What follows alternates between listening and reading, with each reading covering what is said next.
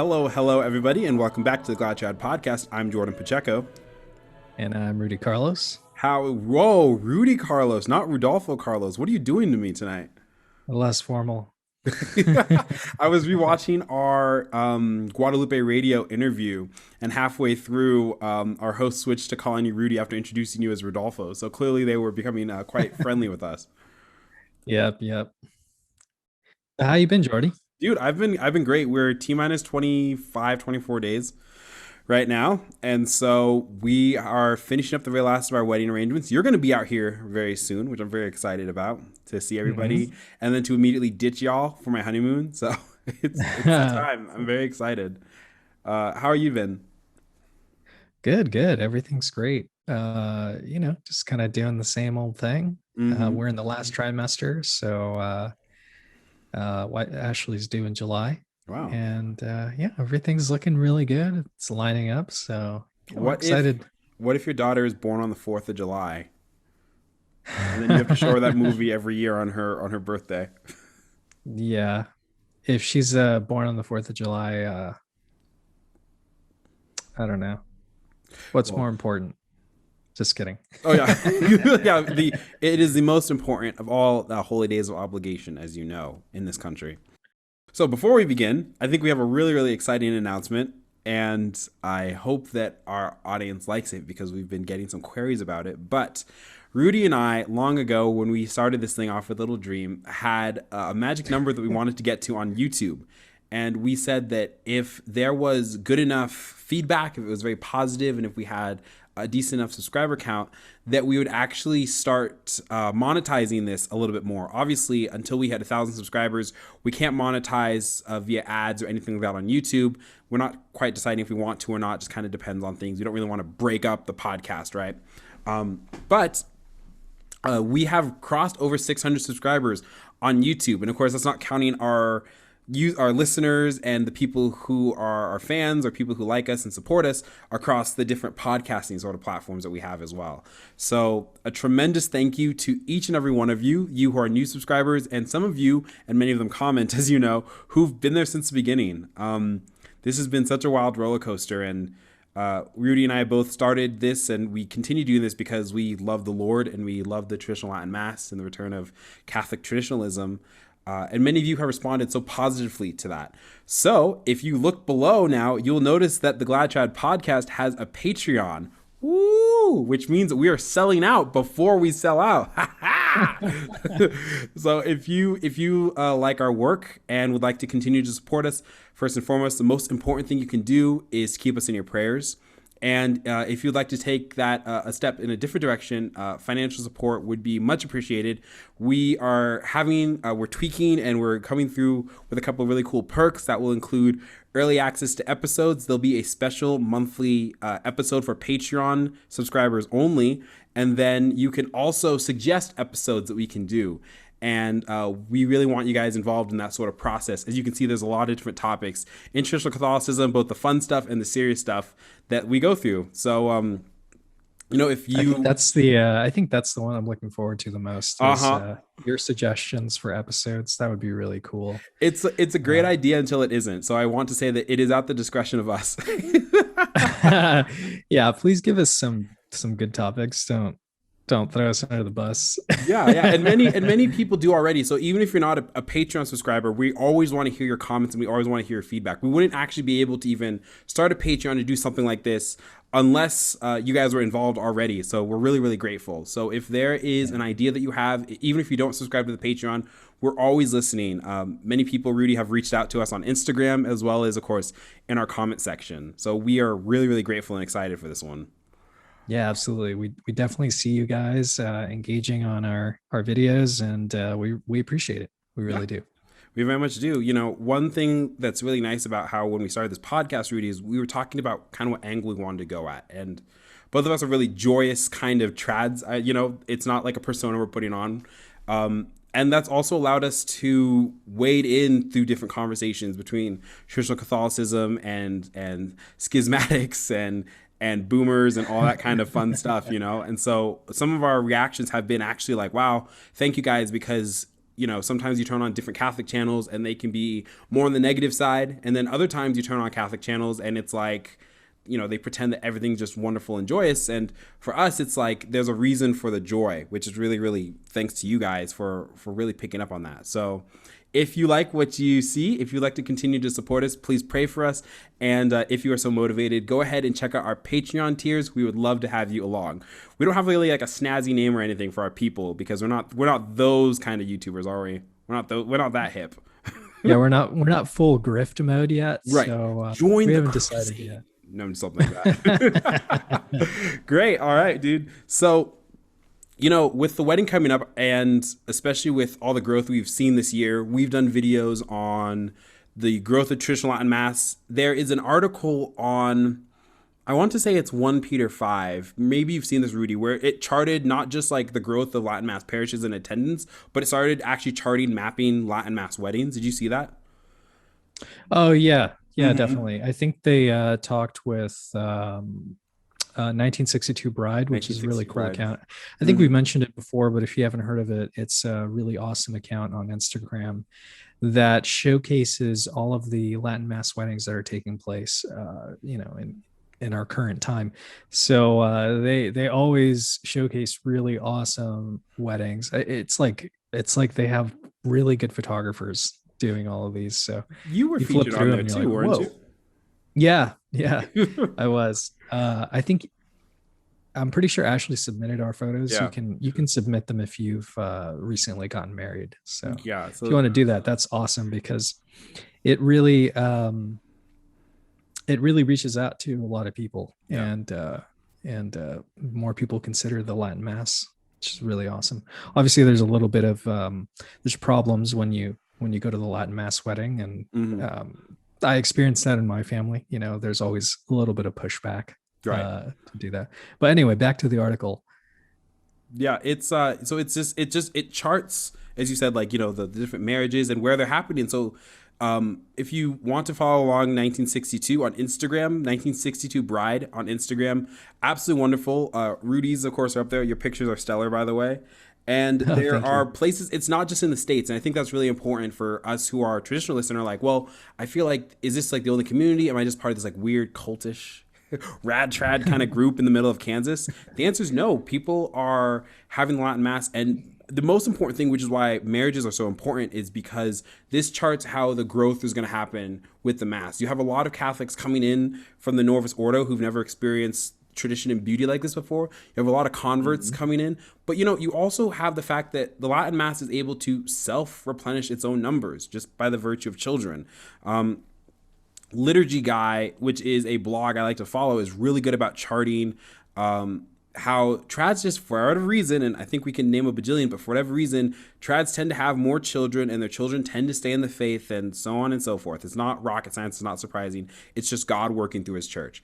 And so it's kind of exciting seeing marriages are happening in Brazil and in the Philippines, as well as here in the States and in Canada and in the United Kingdom and in Central Europe. And so this is just a really exciting time, I think, to understand the global aspect of the church and especially the tradition of the church. So because we have all this newness going on with a lot of people, Rudy and I wanted to actually take a step back from what we're doing and maybe speak to people who are new to the Latin Mass, who for one circumstance or another have found themselves in Latin Mass and are completely, totally lost, as we were a few years ago, huh? Yeah. Do you remember, I don't know if we've ever talked about it, but what was your first Latin Mass? Okay. Yeah, let's tell. Okay, so do you want to start? No, you tell me. Okay, sure. Oh, that's very kind of you. Okay, so I went to Our Lady Mount Carmel before it was completely renovated as we see it now, back in late high school for a couple of times, and also like throughout my 2 years of college a couple of times. I don't really have a lot of memory from it. I remember going to a low Mass with a friend of mine and being completely lost. So when I usually tell my first Latin Mass experience, technically speaking, it was back in late high school, early college. I liked it. I didn't understand it, but I knew I liked it. But I wasn't quite at a place in my life where it was such a wellspring as it is now. So what I really say is the time I really fell in love with the Latin Mass, instead of having this really great reverence and respect for it, happened at this point now 3 years ago, 4 years ago. And, I was going to the Novus Ordo parish right down the road. And, there were a lot of things there that I was very happy with, but I was finding myself not being fed. There's a Lighthouse Catholic Media talk. I think it's Jeff Calvin's, and it's called I'm Not Being Fed. And so that phrase kept circulating in my mind. And it was after I was working on Sunday because I was a bad boy then. So I was going to Saturday night mass. And I remember that the priest was doing the archbishop's appeal, and right. I hate priests don't like when they have to do the homily. This one was almost enjoying it, which I didn't like very much. And he was just getting up there and just talking and pitching this appeal. And I remember going, I really am trying to pray and do the right thing here, but there's just things in this parish that it's hard for me. It's hard for me when I look at the music. And in California, a lot of parishes don't kneel during they kneel during the major consecration, but is it the minor consecration they don't kneel at, right? Yeah. Yeah, I know. It's trying to remember back, right? If you're in the North Order in California, you can tell us, right? Yeah. So, but you just stuff was kind of really bearing on my soul. And I was this young man in Los Angeles, and I needed real serious grounding. And I got some of it, don't get me wrong, but I wanted more. And so, after that homily, it was not good. And I remember there's one thing the priest said, and that was my I'm done moment. And he leaned in and he said, "Can I tell you a secret?" During his homily. "Can I tell you a secret?" And all the people in the pew was like, what is it, Father? And I was like, I knew what he was going to say. I was like, "Don't you do it." And he goes, "Did you know that we have never had a year where we've reached our goal for the Archbishop's appeal?" And I went, I am done. So I got in my car, and the next Sunday I Googled Latin Mass near me. God had kind of spoken to me in that moment and said, try this instead, my son. So I found St. Victor's, where the Fraternity of St. Peter in Los Angeles was essentially borrowing. It was a 7 p.m. Latin Mass in West Hollywood, which is ironically good because West Hollywood is the sodomy capital of the States. So in kind of God's humor and providence, I thought it was very rich that it's a decent looking parish. At one of the latest masses of Sunday you can possibly get, of course, was this little corner part of the world for the Latin Mass. Yeah. And so I went and I sat in the pews, and Mass began. It was a high Mass, of course. And I heard an asparagus, and it must have been the first asparagus I ever heard, coming from the choir loft. And as the priest did the intone, and he comes down, with the hyssop, or with the baptismal kind of mallet looking thing. I don't know what it's actually called. Poor sinner that I am. But I just started weeping, and it was the most mallet. I know people are gonna be like, "Oh my gosh, you guys are fake." Man, I started crying though. I had never seen something so beautiful, and I had been to Mass at Carmel, so I know that I had seen it, but I never registered quite truly what the Latin Mass was, and I never went back. Not if I could help it. So wow, so you were crying. Yeah. I mean, a man crying in that city. You're in the right place for it. Oh my gosh! Yeah, in West Hollywood, I know people are like, "Oh, come here, sailor." No. Just kidding. But that was it, And I think that's very telling of the power that Christ has through the Latin Mass. It's I don't consider I consider myself in tune with my emotions. I think emotions are important for a man, but yeah. I hadn't had a moment like that in Mass in a very long time, where I just felt so wretched and I was so just awestruck by the power of God. And I remember just feeling the Holy Spirit really genuinely at the point of the consecration, and not understanding anything, but wanting what was up there on the altar, which was Jesus, so radically, so richly, and so differently than how to experience as a Catholic. Right. So you went in there, was it purposeful that maybe you weren't aware, or you weren't trying to follow along with a missal? I remember. So you went in there saying, "I'm not going to follow the missal. I'm just going to be present in the Mass." And we're definitely going to get to this because I know that from your first experience, but I tried, and again, it wasn't the very first rodeo, but it was one where I kind of got things, but I didn't get everything. And I realized, so for my first 3-4 months of attending Latin Mass, honestly, like I would flip through the Missal, but a lot of times I would really just listen and pray.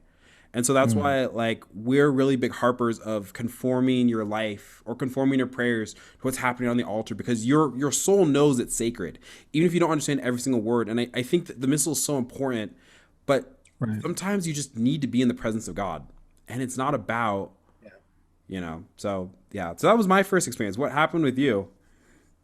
You know what? I was thinking about it just now, and Hmm. I don't know if I mentioned this before, but the first time that I went to the Latin Mass was it was out in Saint Therese of Lisieux in Pasadena. Oh, okay, yeah. And I went there because I was trying to impress this girl. Like, how long ago was this? It must have been Wow. like 7 years ago or something Wow. like Okay. that. And she was like, "Have you ever been there?" And I said, "No, I've never been to the Latin Mass." She's like, "Oh, okay, it's great." And she gave me the spiel that everybody does, like, "Oh, okay, well, look, you're going to be lost. This is Hmm. how you follow along." Right. And sure enough, I like got there late and I'm like trying to figure out how to flip through the missal that was, the little missalette that they have in the Right. pew. And I was just kind of frantic. And I just, at one point I was like, you know what, I'm not gonna Hmm. follow along. I'm just gonna see what's going on. And I think that was the advice that was given to me, to just kind of be there. I Yeah. think that's good advice too. Yeah. Like, you're going in to the Latin Mass. A lot of the people don't know anything about it, and it's kind of funny. The other day, I was reading this blog, Father Z's blog. If you don't know who Uh, Father Z is, his name is Father Zulsdorf, Zulsdorf. and he's a traditionalist priest and has a really excellent blog. I follow him on Twitter, and he posts all of his blog posts, as he writes them. And somebody asked him, he does like a Q&A thing. Somebody asked him, there's a group of people at my church, my traditional Latin Mass church, and they're like holding hands during the Pater Noster, and they're lifting up their arms and kind of doing, like this Oh. sort of like Oran's posture Oh to certain no. parts of the Mass. And I'm sure we'll get to it eventually in this podcast, but there aren't any rubrics for the laity in the Yeah. Latin Mass. So Yeah. Yeah. it's not like you can call that out and say, "Oh, that's terrible," or Yeah. "Don't do that."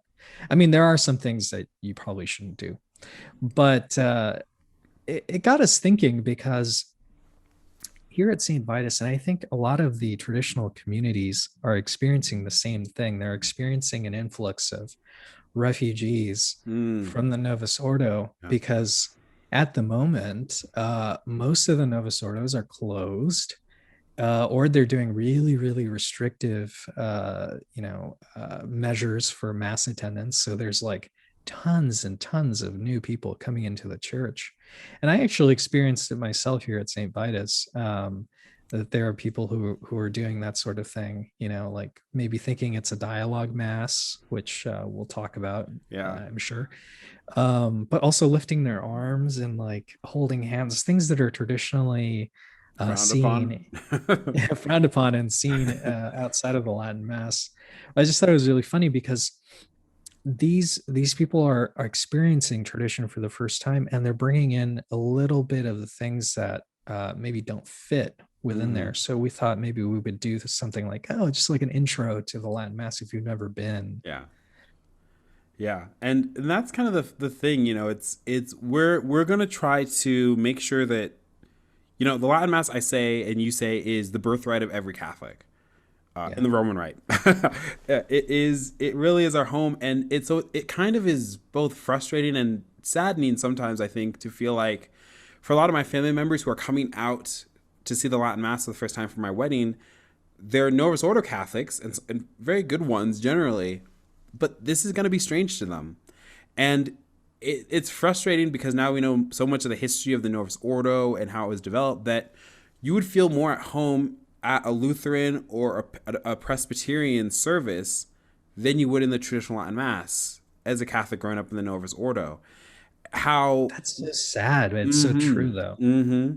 And now that we know more of the history, like we've had friends we've gone to Latin Mass with and ask, what's your reaction? And they're like, well, oh, it's so quiet, or why is this happening, or I don't get this, or why isn't the laity having more participation, or something like that. And so, you know, one thing to really remember is this.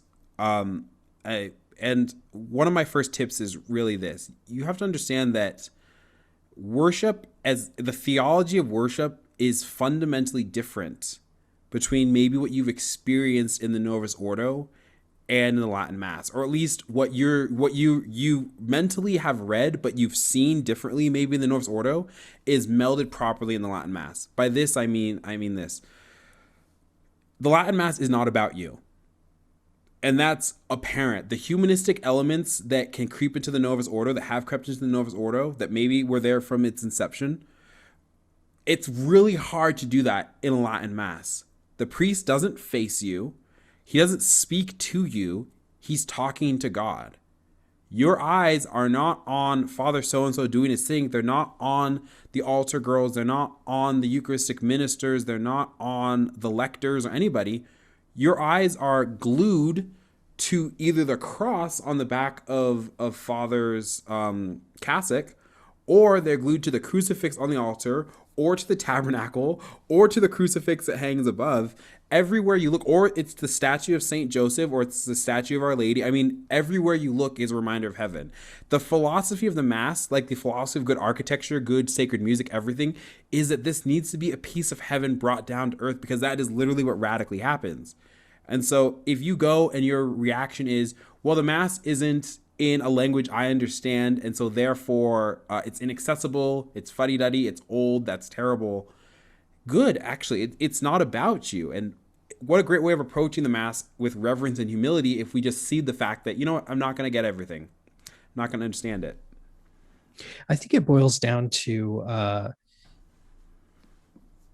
misunderstanding of the laity nowadays. And it may not be completely their fault, but I think that there's a disconnect now between the laity understanding that the Mass is a sacrifice.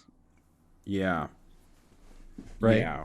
So if you go to, we're not trying to demean the Novus Ordo too much. I don't like it, but not unnecessarily, not unnecessarily. Yeah. But there are a lot of things baked into the new Mass on purpose or not on purpose. I happen to think it's on purpose that that make it disconnect from this aspect of sacrifice.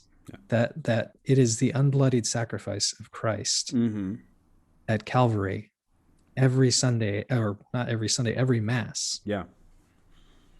And then that's very obvious at the Latin Mass, like you're saying, everything is directed sort of like it has a hierarchy to that. But typically what we see nowadays in the new Mass is that it is more of a show. It's a show of, the priest entertaining the laity. The priest is facing us. Right. The laity oftentimes on purpose or not on purpose sort of try to put on a performance. Everybody's been to a new Mass, right, where a lector is reading something and there's a dramatic pause. I mean, we joke about this all the time, right? Yeah. There's that dramatic pause after they're done reading. And God word. Saw it was good. Or you see like a woman lector, and then when there's a part in the scripture where God is speaking, she puts on this thunderous voice. Oh, no. Man, I'm getting like PTSD from this. Yeah. Yeah. Everything from the architecture, from the aspects of the new Mass, like giving the laity positions of authority that were typically given to a priest. All of those things disconnect you from the aspect that this Mass is a holy sacrifice. And you know what it is? They talk about this, right? Like the root word of liturgy, and how it's been interpreted now as the work of the people. So therefore, like, why wouldn't the people be part of it? But really, it's to be understood as work for the people.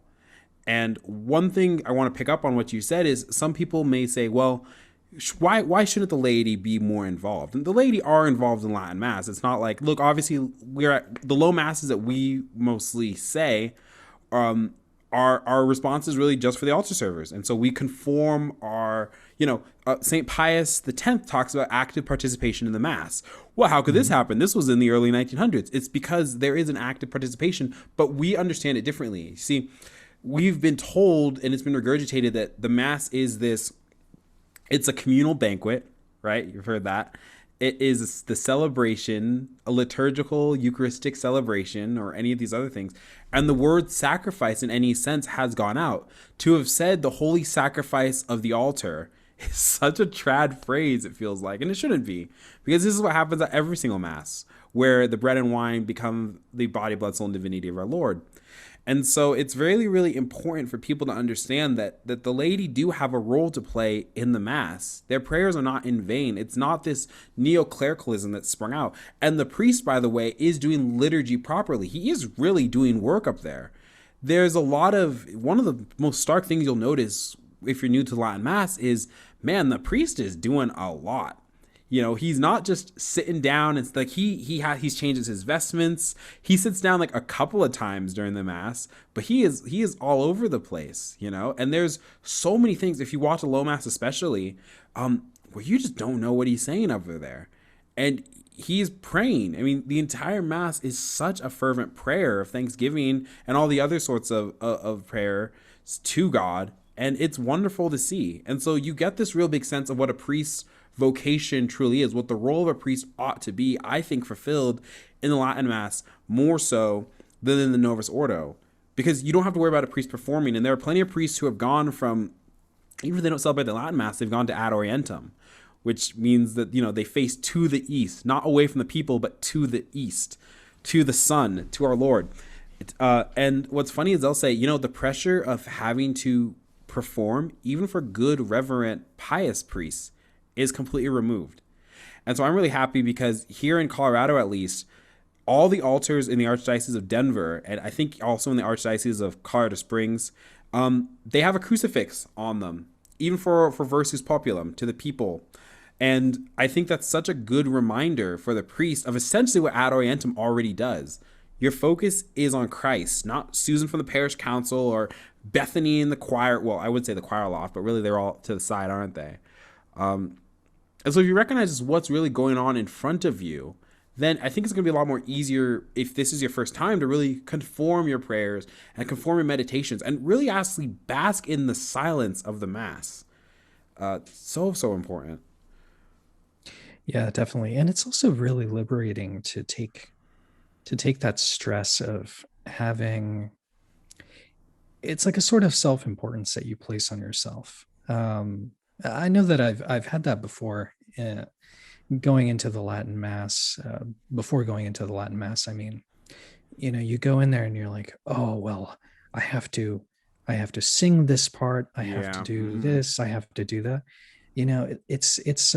It's really liberating to have that taken off of you, because it's not that it's useless that that you would sing at a high Mass or respond or anything like that, but the sort of participation that we're being called to is not as obvious as it seems. Mm-hmm. It's not as obvious as us responding.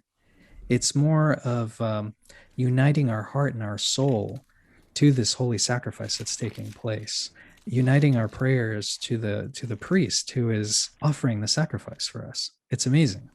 So just back to what the Mass really is and what you'll really see in your first Latin Mass. This is really important to keep in mind. This is from Pope Pius X. This is in my Missal, which I know we'll get to. The Holy Mass is a prayer itself, even the highest prayer that exists.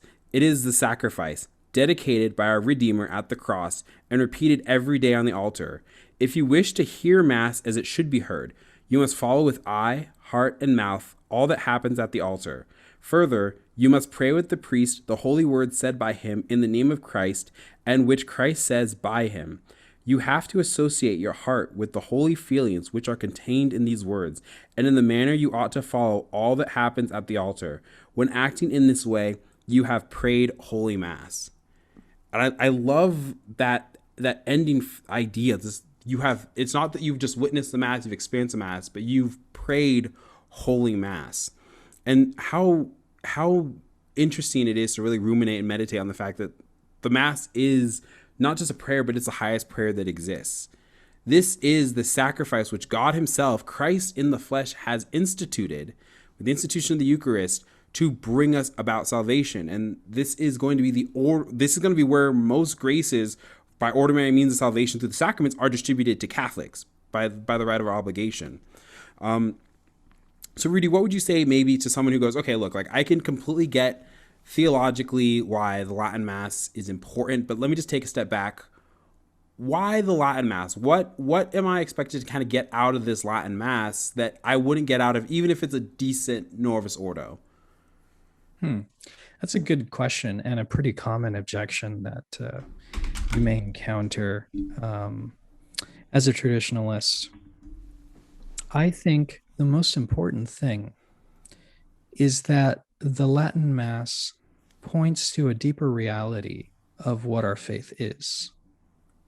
It gives us a window, and I'm really hammering on the sacrifice aspect, but it really gives us a context of what that sacrifice is and how amazing it is when you go to a Mass that is holy and reverent. If you're unaware of it, you miss the fact that you are in the presence of Christ on the cross, that you're in the midst of so many holy angels. And of course, this is taking place in the Novus Ordo too, but the Mass itself points to that reality. It's easier for you to grasp that this is taking place. And I think that reverence and that opportunity for real participation in the Mass changes you. I mean, how could it not if you're experiencing this holy sacrifice, and you're leaving with the understanding that you just took part in something so great, really the greatest moment in history. It changes you.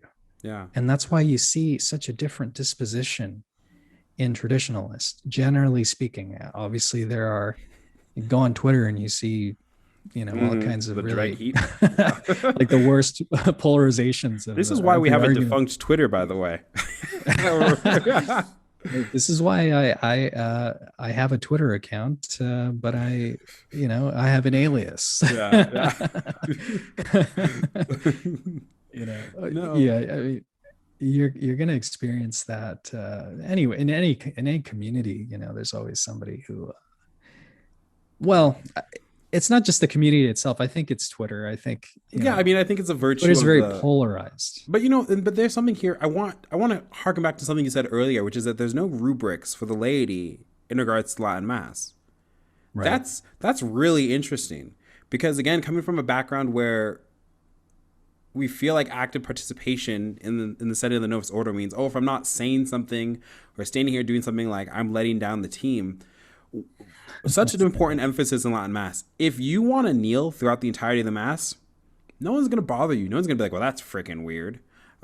We have to remember the stereotypical complaint at the time of the changes was, well, there are just these old ladies who all throughout the Mass sit around with their rosarios and that's all they do. And it's like, wow, that was the worst complaint. More rosaries in the world.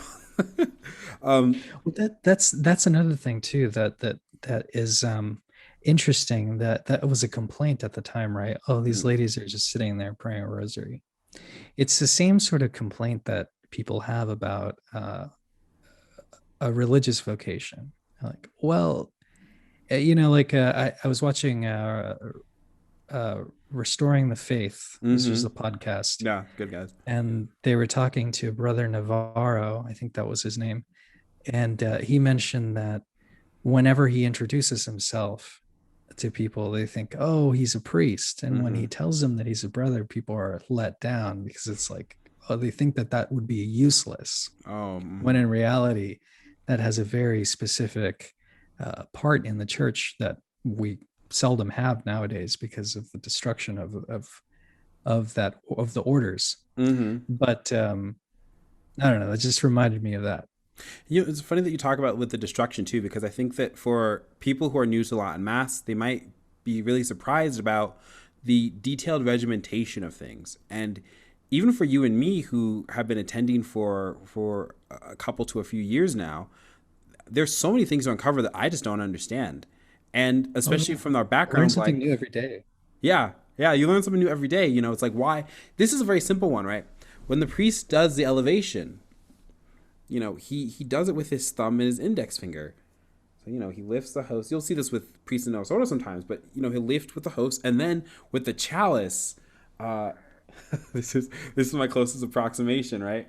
But he lifts it with his thumb and his index finger not being used, and in fact, he won't use them again, except in the distribution of Holy Communion until he's washed his hands, right?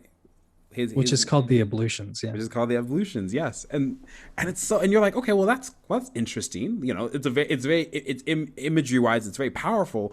Why does he do that? And it's just reinforcing again, if this really is a body, blood, soul, and divinity of our Lord, and the priests whose hands are consecrated are the only ones who can touch it. He wants to touch them with as little of the human element as he can, right? The human element brushed against that divinity of our Lord. And so he won't. And if we really believe that in every single particle is our Lord, why would he want to even consider anything that may get a particle in any place that it doesn't belong? Oop, see, knocked over my my poor my pee bogger. So, and it's funny because what a contrast to the Eucharistic, the extraordinary ministers of Holy Communion, right? What a contrast to how the Eucharist is treated in a lot of masses in the Novus Ordo, and another just reinforcement of, oh, this is something that's not just, it's the most profound, it's the most sacred, it really is our Lord, which is not surprising why, unfortunately, 3/4 of Catholics, nominal Catholics, do not believe in the real presence. But I've been amongst, thinking about that a lot. mm-hmm, mm-hmm. I've been thinking about that a lot because what are we to expect if we have lost a sense of the sacredness where anyone can just go up and touch our blessed Lord with their hands? And like uh, Bishop Athanasius Schneider says, take him and receive him as if it were a common meal. Yeah. I mean, this is a consequence of so many years, almost we're going on to 60 years now of people just receiving on the hand. And how are we supposed to be surprised that Right. 3/4? Is it just American Catholics or is it the world? I'm sure it's even worse You like know, I, now. I bet, I don't know if I think it was American Catholics surveyed for that particular one. I bet you that means it skews worse in Europe and better in Africa and Asia, right?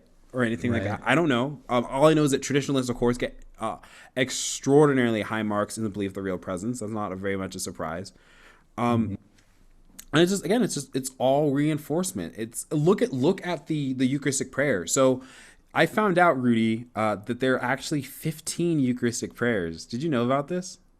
Yeah, and they want to add more. They want to add more. I thought that there was only like the three or whatever, but it turns out, well, the Latin Mass is only the one, right? So, Mhm. but if you go through the Eucharistic prayer, it is so reinforcing. In the Novus Ordo, it's like 2 minutes and you're done.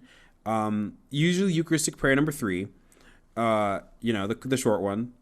And in the Latin Mass, it's what you would see as Eucharistic prayer number one, uh, and but it's so profound, and the invocation of so many saints, and Yeah. and stretching from like the profundity of the priesthood of Melchizedek up through the angels, up through Our Lady and Saint Joseph, and so many other saints, heroic witnesses of the faith, early popes. I mean, martyrs, you name it. And it's just like, wow, you really get that this is the moment trying to be reinforced that heaven and earth are literally meeting here. Like, Yeah. this is no longer just bread and wine. And if you recognize that, then the deep profundity that really carries, I mean, how could you go back? Yeah. I think as up so far up to this point, I think we've described what your disposition should be for the first time you go there. hmm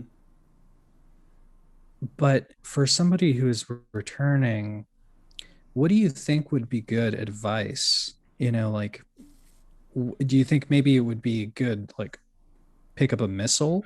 Ah, yeah, yeah. Okay, so just to make sure everyone's clear, first time at Latin Mass, don't don't touch the booklets. Just Yeah, you're gonna get just experience. lost. You're gonna get lost.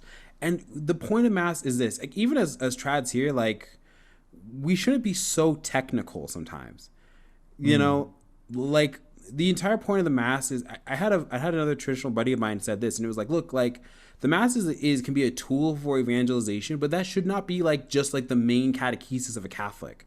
It is so incumbent upon us to have that Mass as a source in the summit, but to always be studying the Bible and sacred texts and church history and meditations and all these other things surrounding the great profundity of the Mass, you know? So for most Catholics, of course, like this is the only prayer, this is the only time they really encounter God in a week outside of a quick grace, you know? And that's not how we're actually supposed to live. Like the Lord's Day is set apart especially for that, but that doesn't mean the other days are just do whatever the heck you want. So just really want to emphasize that. So your first Mass, it's okay to be lost. It's just let it wash over you. Just really pray, you know? And for the first time in your life, maybe it's gonna be even a high Mass, which has a lot of sound, it doesn't have a lot of noise. And there's a difference between sound and noise. And for the low Mass, the silence might be deafening because so many of our Masses that we've seen growing up are all about noise. You have to be doing something, give them the old razzle dazzle, otherwise they'll get bored, right? Oh my gosh, Latin Mass is so boring, all this kind of crap. It's like, no. For those who are returning, so, Rudy, I know that you and I have our missals. I think that it would be time to really start delving into what the priest is saying and where you are and just kind of getting a sense. Because I think you'll discover, especially after your first or couple of times, that actually you inherently kind of know where you are. It's not like this is just a complete fish out of water experience. So, Mhm. you know, I wouldn't say necessarily like your second time around, unless you're really going to dive in deep. A lot of churches have booklets, missalettes. Oftentimes, they're these really wonderful, this red missalettes with the readings of the day stuck inside on a sleeve, or they have the Campion Missal, which has pictures and things like that, are really really helpful. The Missal also has pictures like illustrations, and it tells you like kneel, stand. This is why. This is what the priest is doing. Rudy, you and I both have missals. We have different missals, but they're both with the Roman Missal of 1962. Uber important. 1962 is the date you want. 1962 or before. But in most masses, it's going to be using the 1962 code for the Latin Mass. And you know, this has, as you can see in mine, this is the Baronius Press Missal. So it's like daily missal, liturgical with Vespers and Sundays and feasts. Edition typica of the Roman Missal, Breviary, 1962. And so you'll see all these colorful tabs and stuff. And so And they're, I'm actually gonna shill something different. oh yeah, I yes, of course. What you I got? use the Oh yeah, watch this. Father Lassance. Let me see if Oh, I can get oh, it to one of these follow focus. the Sans guys. All right. New Roman Missal. Something that you said, Jordan, that was really important is to look for a 1962 missal, because 1962 was the last year that there was any major update to the Latin Mass. Mm-hmm. And so most of the time, well, almost all of the time, depending on where you go, or if it's maybe it'll be a different Holy Week, which we'll get into. Most of the Latin Mass texts are from 1962, Yeah. but I actually use a different missal, which is the new Roman Missal, Father Lassance Missal. Mm-hmm. I picked this because I liked the extra prayers in the back of the book that are really cool. A nice little supplement for Mass, Holy Mass, or just to add to your prayers. But this is actually a reprint of a 1955 version, I believe, or it might be a pre-55 version. Mm-hmm. And the reason why this is important is because, oh, this is from 1945. Okay. The reason this is important for me is that it contains the Holy Week before one of the major changes to the liturgy that happened in 1955, and it started with Holy Week. There was a priest, Bugnini, who was one of the pioneers of the changing of the Mass. And So I like to distance myself as much as I can from Bugnini, and certain traditional mass parishes are doing the same. Specifically in Holy Week, they'll go back to the pre-55. They'll get permission to do that from the bishop. But both of these are really good options. Another good option for a missal would be the St. Andrew Missal, which is another one. But there's other options too. And if you're looking for a missal, sometimes you can get things on eBay. Like this one, I didn't actually get on eBay. This was a family heirloom that I rebound. We have a video on that out also that you can check out. But you could find a missal on eBay. This one, for example, is St. Joseph Daily Missal. These are really abundant. Yeah, I have one. I have one out in my other room. You can get one for like $20. You know, the one that I have is like $70 now. But if you don't want to spend that much money, just get another one. Get a St. Joseph Missal. Those are good too. Or you can get a little prayer book. And sometimes the prayer books have the canon of the Mass in them, which is it's good. The only thing is some of the prayer books don't have the readings of the day. Another good option too is you can download an app for your phone, and it's called this is the Laudate app, right? I think you could use that. I don't use that. I use an app called iMass, and you have to pay for it, but it's actually quite good. And it breaks down all of the readings of the day. It updates them, whatever day it is, and then it has all of the other prayers of the Mass as well. Well, so that's an option too. That's good. And I'll just plug for kind of the free version. If you just want like the readings of the day in the Latin Mass, it doesn't have the breakdown, but Laudate app is a really, really popular one. That you can use just if you want to like essentially have the missal, what's going on, without kind of contained in a different sort of package too. Totally fine. Right. Plenty of resources out there, as you can see. Definitely. Rudy, let me ask you this hypothetical, and I think it's something that we kind of glossed over. We've been dancing around it, but you know, why Latin? You know, and for us particularly, I know that we talk about Latin in regards really to the vernacular. We don't talk about it against, say, Greek with our Byzantine brothers or something like that. But why if someone goes, okay, well, why not have the same sorts of things in, like, does the language matter? That's an excellent question. And it makes me think of something secular. It seems to me every year, our language, our words have a different context. In 2021, a man is not a man anymore. A woman could be a man, right? And so it showcases how much a language can change, how much one thing can be used for one thing and then it can be changed for something else. When we look at the Latin used in Mass, it's not Latin of like common Latin. It is Latin that is ecclesial. And so therefore this language is set aside for God. It is a sacred language. And because it is a sacred language, the meaning of the words, they don't change over time because Latin is a dead language. And so inherently within this language, we have a preservation of what these realities mean. They don't change with the time. They don't change the way that a modernist would want to change things, right? Reinterpret it into something new. Latin is a very sacred language, and that's why it's used in the church. It was one of the three languages that was nailed up on top of the crucifix on the sign by Pontius Pilate. So Latin is very important and it should be retained. How funny is it that if you read through Sacrosanctum Concilium, which is the document for the new Mass, or kind of laying out, like I'm not sure if it's actually laying out the new Mass. Not the new Mass, because that technically speaking is that's separate later. from Vatican II, but it lays out the foundation of it's the document for on the liturgy, coming out of It's on the Vatican liturgy. II. Yeah. And very plainly, it says Latin must be retained, Mm-hmm.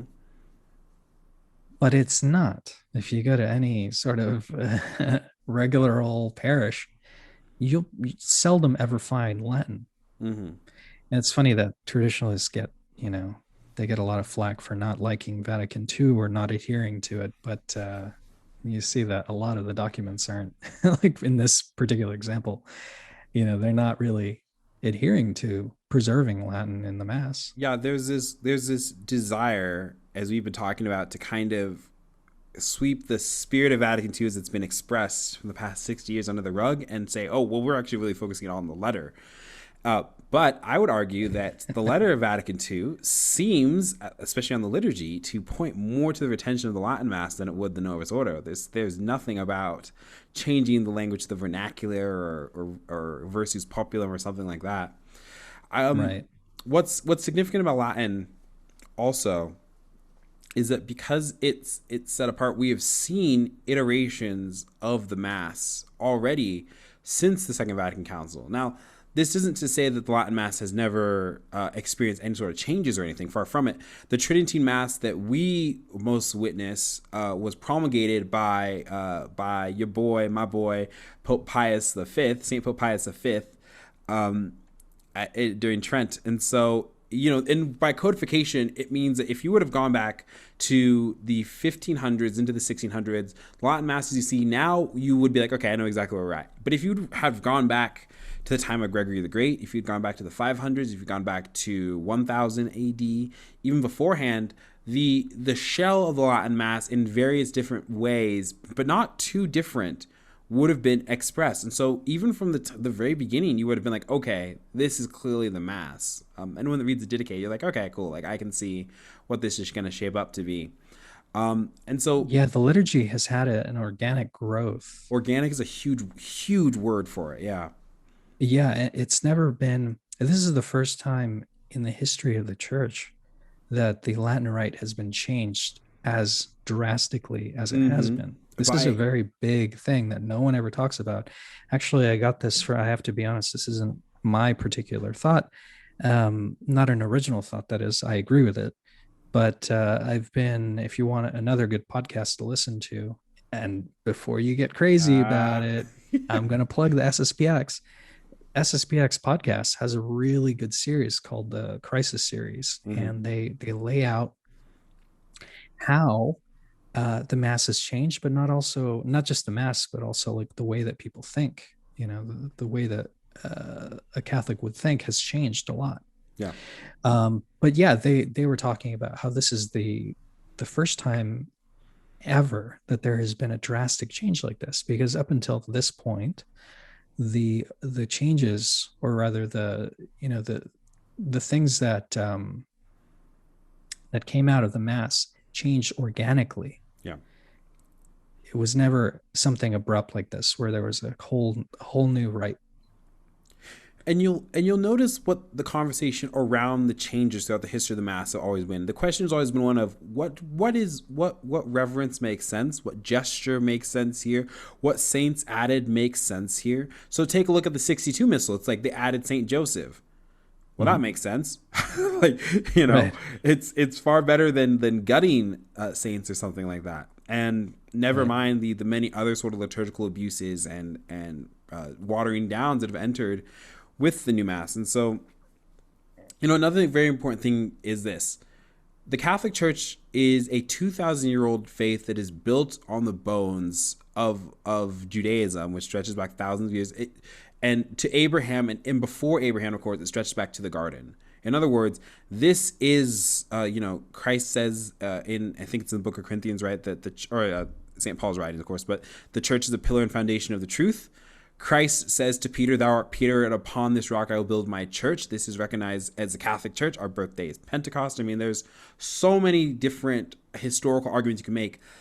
When I first went to Latin Mass back in high school, one thing I recognized that very much stayed in me, and I think really helped me come over later, is when you look up at statues of the saints, or you look at Our Lady, or you hear the music or something, you are participating very radically in the tradition of the church. and there's no rupture, there's no discontinuity or something. Again, I can go back to the 1500s and I'm going to be right at home in Latin Mass. I can go back to 1000 AD and I can be at home. I can go back to 500 and I could be at home. And so what's really funny is that because of this connection, we can really understand the profundity, again, of what it means to actually have a communion of saints. Literally, this is the Mass of the saints. This is the Mass that converted millions upon millions of people in Mexico with Our Lady of Guadalupe. This is the Mass that converted people in Japan during the times of the Jesuit persecution. This is the Mass that converted some of the native tribes in the Huron territories, where many of those great martyrs met their doom. This is the Mass that converted the Nordic Vikings, the pagan Vikings. This is the Mass that converted Rome. This ought not be disregarded. This dramatically connects you to St. Augustine and St. Thomas Aquinas and St. Thomas More and St. Therese of Lisieux and St. Therese of the Little Flower and so many other saints. This connects us to Pope Pius V just as much as it connects us to Pope Pius X. This is the Mass that nurtured St. John Paul II. I mean, there's an unbelievable amount of wealth and wellspring that's drawn from this.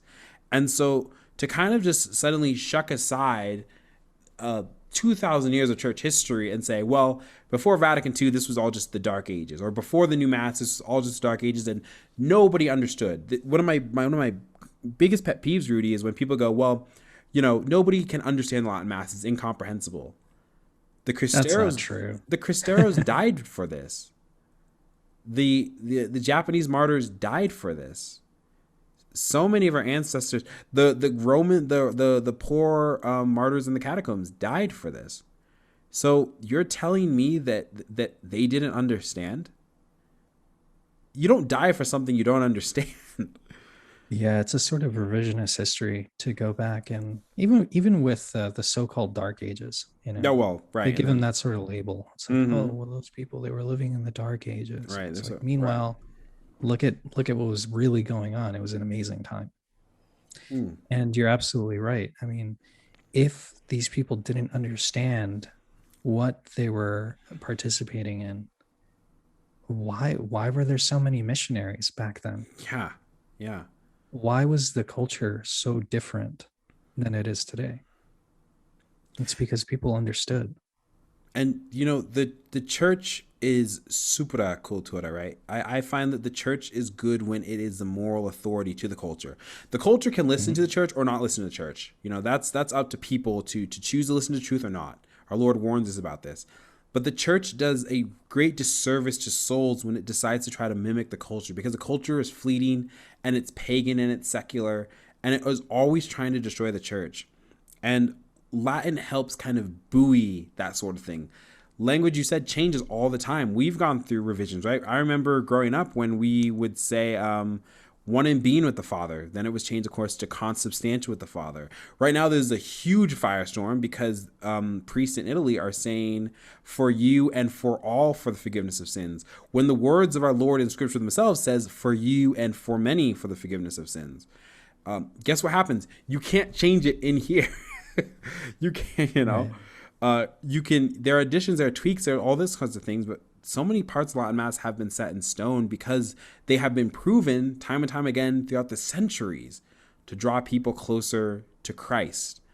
That's important. That's worth taking the little bit of hubris and just going and understanding that you're not going to completely get it. That's exactly right. I was thinking just that. Don't go in there expecting that you're going to learn Latin. Yeah. It's just not, that's not the point. That really isn't the point. And that's what these hand missals are for. These hand missals have the translation of the Mass.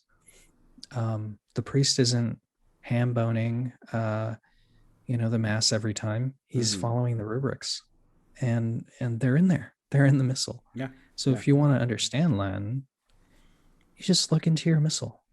It's simple, I think when we understand the roots of the Latin Mass, it doesn't surprise me that, generally speaking, people who have really allowed God to work with them through the Latin Mass, I want to talk about dress, and modesty and these kind of virtues that, For a lot of Catholics are completely foreign. And I think that there's a sense of what we're supposed to do. It's funny because I think that I've brought people who aren't even Catholic to Latin Mass, and they instinctively know, okay, well, I got to dress up. Like this is like church on steroids. Like, why wouldn't you? Right. If what's going on is even a modicum of what's supposed to be going on, why wouldn't you feel like it's time for a dress, and it's time for a tie, and it's time for a veil, which is really exciting to see a comeback on. And meanwhile, I think that there's this mentality that's taken over in the Novus Ordo, especially, where it's like, well, come as you are, and we'll take you as is, without understanding really radically what Christ is calling us to do in that sort of instance. You know, the parable of the wedding garment, I think that you talked about that a couple episodes ago, right? And how, how is it that the guest without the wedding garment is thrown out like that? Doesn't seem very kind of Jesus. Seems a little judgmental. Well, the context is everything, and the fact of the matter is that he stands condemned. He knew better. He knew it was a wedding, and yet he still chose to attend as he did. And when he was asked to answer for why he has this, he didn't say anything because he couldn't. And I feel like with Right. a lot of The context of that was he died without sacramental grace. yeah. But I think it's still a good analogy, because after all of what we said, we are participating in a very a divine mystery. We are before Christ, the King. And I know that there's a disconnect also on the kingship of Christ, social kingship of Christ. But you don't go into the palace with just rags. Yeah. And that's the thing about the Latin Mass. It really gives you the context, right? Like, oh, this is different. And I should be doing things differently. If I'm really going to be in front of the King, I'm going to wear a tie. You always looked really good for the Sunday Mass. You come in with your 3-piece suit. Hey. And that's awesome. Yeah. It's cool to see that. Because you don't see that anymore. Like, when was the last time that you went to an event where you could wear a 3-piece suit? Right. Never. Yeah. You're right. And that's the thing. It's like, again, if we chase the culture, we'll adopt the worst of the culture. So the culture tells us that tights and yoga pants are perfectly acceptable forms of clothing for women. They tell us that shorts, basketball shorts, those ones that are a little bit above the knee, and t-shirts are perfectly acceptable for men. And what's funny is that we're a culture, because we've lost our great sense of religiosity, we've naturally lost our great sense of tradition and the weight of our actions. So we don't dress up for dates. We don't dress up for work. We don't dress up for mass. We don't dress up for anything. In fact, actually, things are flipped sometimes. Sometimes you dress up for work, and then you dress down for your dates and for mass and for these sorts of things. And Mass is the most important thing in our life. Jesus is the most important thing in our life. This is the highest form of worship that we can offer him. If we're going to meet a king and we have the ability to dress reverently and nicely for the king, we ought to do it. If we are going on a date, the first date with a beautiful woman, a beautiful highborn lady, you don't show up in your shorts. She's gonna show up with a medieval cone hat. Yo, those things with the braids like all wrapped tightly around the side, like Princess Leia. If that freaks you out, not the cone hat. I mean, it is expensive to get a suit, but I will tell you, and Jordan, you're the one who turned me onto this. Actually, is go to a thrift store. Yeah, okay? So I'm gonna have a really good suit for like $20. Jen and I were at Goodwill the other day. I'm gonna give a great spoiler to our listeners. I hope you're listening. Literally all my nice clothes, as well as probably 80% of my current wardrobe, is Goodwill.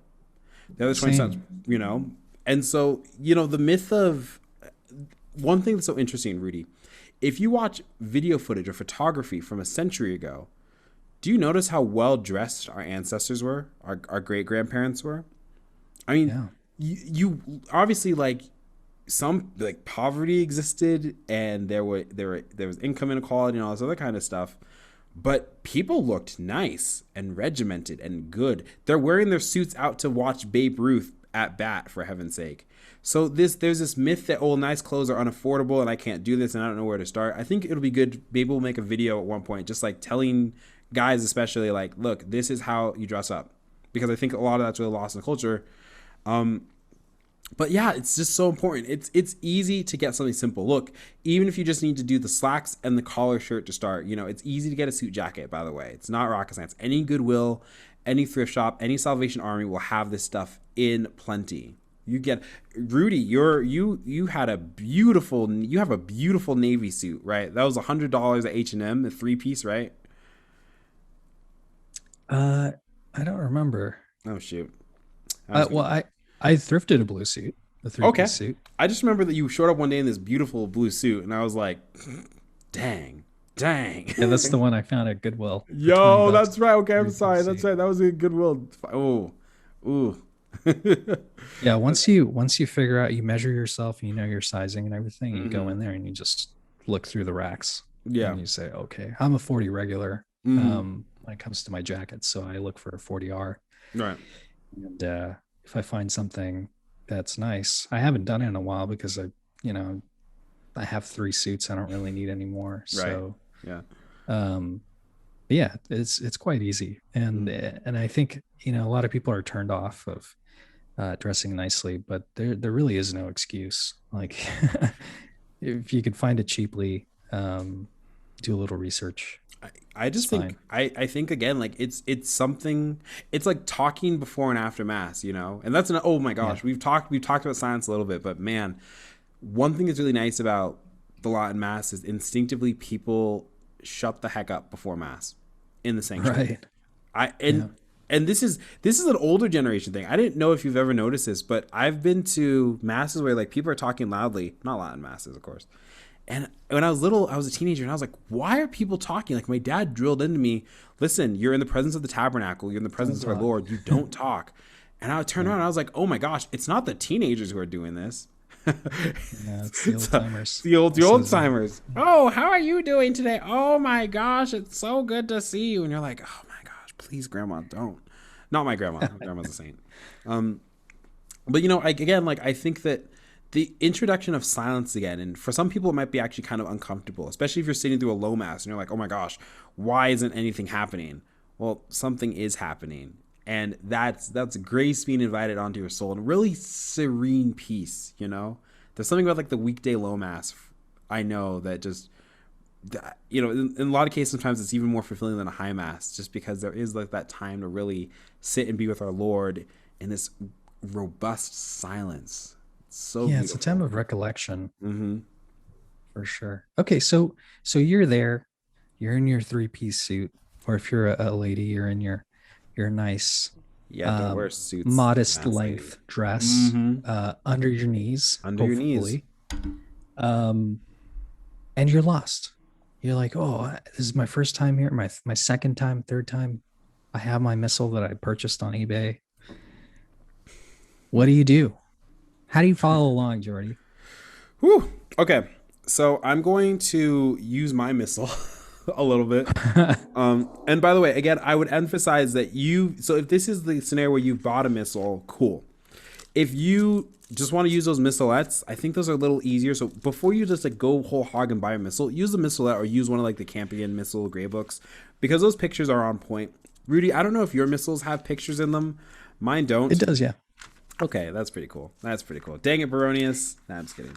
So yeah, it's got like I'm holding it up. It's just like little illustrations of what the priest and the server's doing. Kind of gives you context clues as to where they are at the mass. Okay, that's pretty cool. So I'm just gonna turn to like a random thing, but usually, generally speaking, there are really 2 places in your missal you'll flip through. So first off, really just open up the first couple pages of your missal and just scroll through. Just get a sense for things.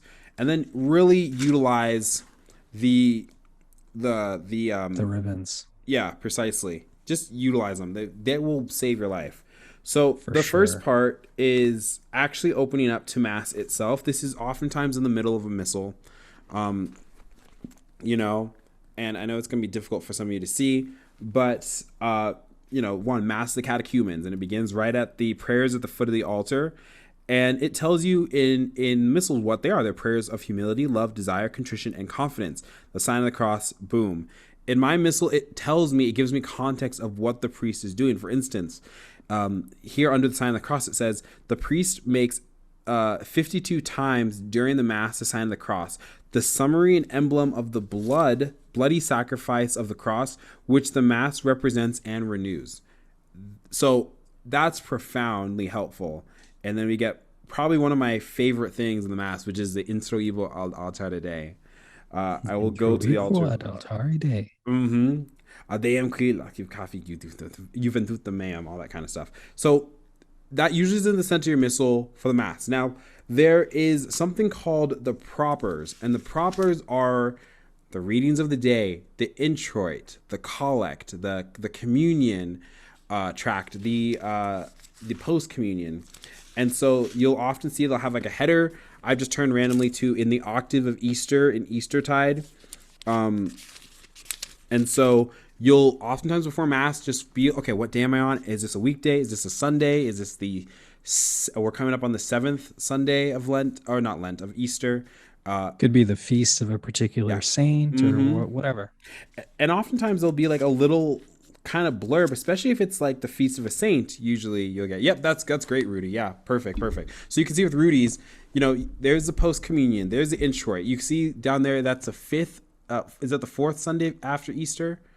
Yeah, that's right. That one. Cool. 4th Sunday after Easter, right? And that's the introit. And what's the introit? You will literally hear the if you're at a high Mass, you'll hear the choir chant it often, and here we have you see the epistle, you'll see the gospel. So that's everything. So that's usually where you'll spend a lot of your time.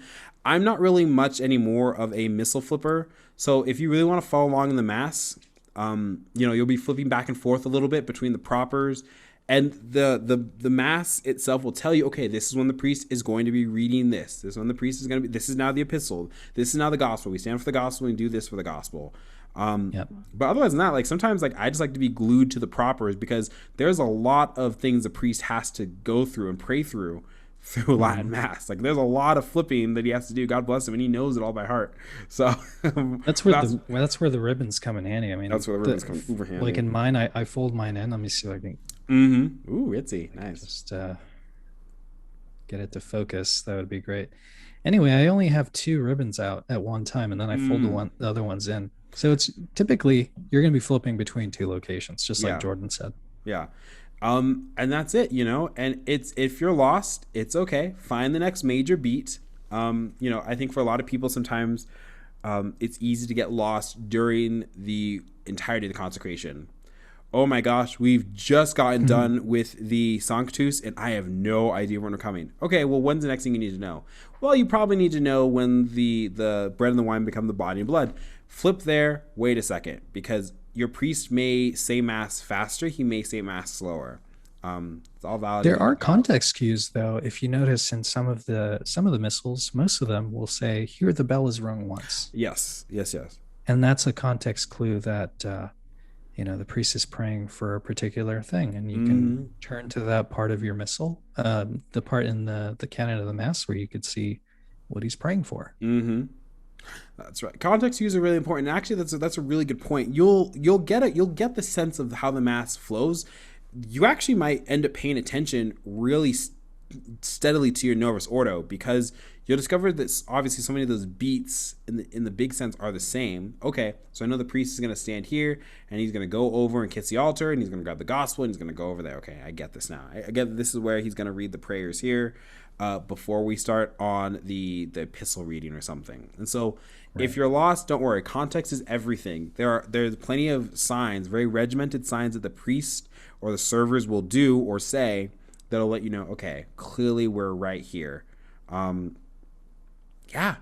it. It's easier at a low Mass because the servers, giving you a lot of context as to where you are. Would you recommend a high Mass or a low Mass first, Rudy? Are we talking about let's get some more context here. Ooh, context. Is it a weekday? Well, I guess it doesn't matter. Never mind. That's a stupid This is question. baby's first Latin mass. If you were Baby's like, first Latin mass. I think you should go to, if possible, a solemn high mass yo, with all of the bells, all of the whistles, all of the features, and it's gonna blow you away. So choir, long as you're presbytery, not chants, distracted with incense. yourself, stumbling over yourself, like, oh, I need to know what this prayer, I need to know everything. This is a great moment for you to practice surrendering yourself to God. Yeah. Surrendering yourself to this sublime moment of the mass. The thing that is gonna unite you to all of the saints, like you said, unite you to that holy sacrifice. It's gonna unite you to all of your ancestors who lived and died in the Holy Catholic Church. It's an amazing thing. So surrender yourself to that moment. If you get lost, don't worry about it. No. There's always next Sunday, the next mass, whatever. And you got to go anyway, so you might as well. Right? Yeah. Maybe as a closing kind of thing, Rudy, what do you know of any sort of, for people who are new to Latin Mass, are there any resources, whether in book form or online or anything, that you would kind of recommend? Besides our channel, of course, which is so wonderful and brilliant about this thing, naturally. To follow along, I know that there's some really good videos, more in depth about the Missal Taylor Marshall has done. What else? There was, if you're interested in sacred music and the music choice, we had a really cool guest on a while back, Jeff Ostrowski. He has a really awesome website called CC Watershed.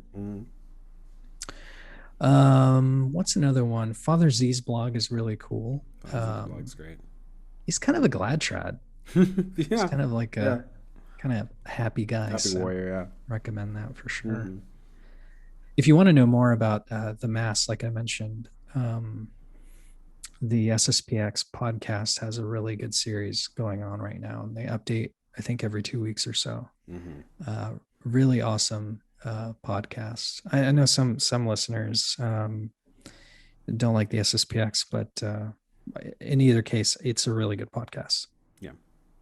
Yeah. What about you? Do you have any that you would recommend? Yeah, that's so much of it. If you really kind of want to explore what's going on with Latin Mass in particular, I would always recommend Liturgy Guy. I think it's liturgyguy.com or .org. If you just Google Liturgy Guy, you'll get it. I'm very fond of his blog in particular. You know, you said with Taylor Marshall's Missal videos, Taylor Marshall has a couple of good videos. I don't know if it's on his channel. I don't know if he's still with Timothy Gordon with these videos or not, but they are kind of like these general overviews of the Latin Mass, if I remember correctly. If you honestly, I wish I remembered, there is this video. It's very long, but it's very good. This step-by-step through the Latin Mass. It's like a large part series that's extraordinary well.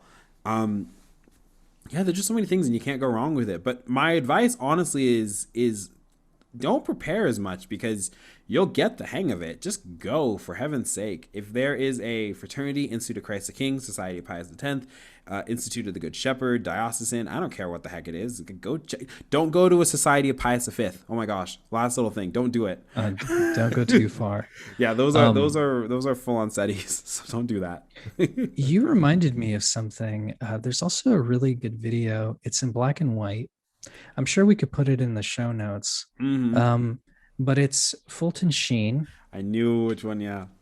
And if you go on YouTube, you can find this video. It's Fulton Sheen narrating what the Mass is. Yeah. And it's this beautiful black and white video of a solemn high Mass, and just Fulton Sheen giving you a narration of what's going on in the context of whatever prayer is and that sort of thing. He has a lot of information in that video. I think it's about an hour long, so if you have time, it's a good date idea. If you if you're dating somebody, just get together and watch this. You can find out a lot about it. You can probably find a lot out about your significant other if she will stay with you for your hour-long exegesis from Fulton J. Sheen on Latin Mass. She'll be like, "Oh my gosh, it's awesome," or be like, "Oh, I've never. Now this guy. Yeah. Ew, I can't give way up. I sing to the mountains, sing to the seas." No. Yeah, those are good resources. We've given you a lot of homework, Yeah. so Yeah. And really just like, again, it's all about conforming our lives to Christ. It's about conforming ourselves to the mass of the ages, the Ursus Antiquior. Uh, we, Rudy, I remember something you said earlier, and that's that you do not like to say extraordinary form because yeah. this is really just a historical ordinary form. So I like that a lot. So I'll just try to say traditional Latin Mass from now on. But if you hear it as the extraordinary form, it's okay. Get to it. Yeah. One more resource. I'm sorry. No, If you're nice. looking for a Latin Mass, you can go to latinmassfinder.org, I Yes, think. plug that. Plug that. Yes. Latin Mass Finder. Let's see. I think it's .org. Mm-hmm. It has changed to Latin Mass DIR for The directory. directory. Latin Mass DIR .org. And this website has all of the Latin masses. It says here in the United States, France, Great Britain, Italy, Mm-hmm. Poland, Austria, Brazil, Canada, Germany. View all countries. So there's more. I know a lot of our listeners are based in the United States, but actually the United States has the most venues, 655. So yeah, you can plug in all kinds of details here as to where you are, your location, and you can filter it if you want to include certain churches or not. Mm-hmm. That's an awesome resource. And really, if you can't find one near you, but there's one that's an hour away, maybe it's time. I think God is calling you, perhaps, that you're called to drive that hour every Sunday. Yeah. To participate in a holy mass, in a reverent mass, and that may just be a cross for you. Mm-hmm. I know a lot of people here at St. Vitus and a lot of Latin Mass parishes. You notice that there are a lot of travelers. Yeah. Travel hours to get there. 1, 2, 3 hours. Yeah. Some to the extreme. Yeah, To we're the not extreme. exaggerating. Some Yeah. people travel that far. Mm-hmm. Mm-hmm. So yeah, those are good resources. That's great. That's absolutely great. Wonderful. Well, thank you everybody for listening and for watching. If you liked what you heard, and we know that you did, please do a couple of things. Go ahead and hit that like and comment, subscribe, hit the notification bell so you can be updated every time Rudy and I want to show our beautiful faces. If you really liked what we said and want to support us more, now we have a Patreon opened up, so that'll be down in the show notes too. Go ahead and click, check out the perks. Give money, please. Give money, please. We want us. We're just trying to become a hot enough commodity to where Word on Fire is going to buy us out, and then we're going to go totally soft. So, just kidding. Your face. No, I can't do that. Oh, forbid it. I know. No. I'd be like, all right, listen, there's going to be some major changes if this is going to happen. I think that's how I would know that you've been replaced by a robot. Uh-huh. Well, like imposter. we do have Bishop Barron's mandatum. Do you remember? Yeah, but again, yeah, check out the Patreon. We're just getting it started. We're getting off the ground. Thank you so much for everybody who has helped subscribe to the channel. Getting over 600 is a hallmark. We're so close to 1,000. Before you know it, we'll get there, and that's when we can really have some fun on this place before YouTube kicks us off. Before the Eye of Sauron. That's right. Before Susan focuses on the Wojcicki herself. podcast. Mm-hmm. Great, guys. Well, everybody take care. God bless you and may it keep you. We'll see you on the next one. Adios. See you later.